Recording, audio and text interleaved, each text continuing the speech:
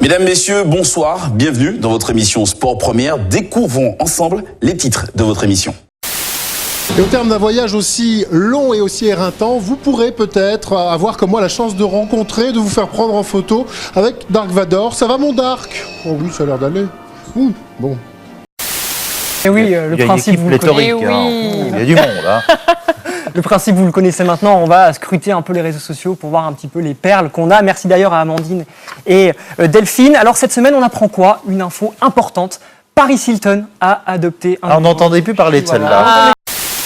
Anthony Bélanger avec nous en plateau, spécialiste politique international BFM TV. C'est vrai qu'on voit mal comment les indépendantistes, Anthony, vont pouvoir résister, même pacifiquement, à partir de demain. Oui, j'avais utilisé cette métaphore en expliquant que c'était deux trains qui allaient se rencontrer, s'entrechoquer. Maintenant, les deux trains un peu éclopés vont un peu en parallèle. Sauf que en ce moment, le TGV, c'est plutôt Madrid. Et comme je vous le disais, nous allons nous plonger dans la culture, le patrimoine, l'histoire de la ville de Nice. Nous allons parler théâtre également et puis parler niçois parce que beaucoup de gens à Nice apprennent le niçois dans les universités, dans les lycées, dans les écoles primaires. C'est important. Nous parlerons aussi littérature.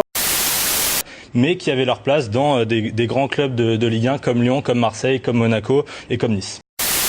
Et je pense que les personnalités auxquelles on s'attache, Marie, je suis très attachée à toi. Ce sont vraiment les personnalités comme ça qui calculent un petit peu moins. Et parfois, on sort un petit peu du chemin, on y revient tout de suite. Voilà. On a vraiment la sensation que les réseaux sociaux sont devenus un contre-pouvoir à travers lesquels les personnalités, les sportifs, voient leur intérêt direct. C'est-à-dire que là, Pamela Anderson, elle véhicule un message personnel qui regarde au final sans doute que Adil Rami et qu'elle. Il faut savoir que nos données personnelles valent de l'or noir du 21e siècle, dit-on d'ailleurs. Elles sont vendues, revendues et louées, relouées plusieurs fois par jour.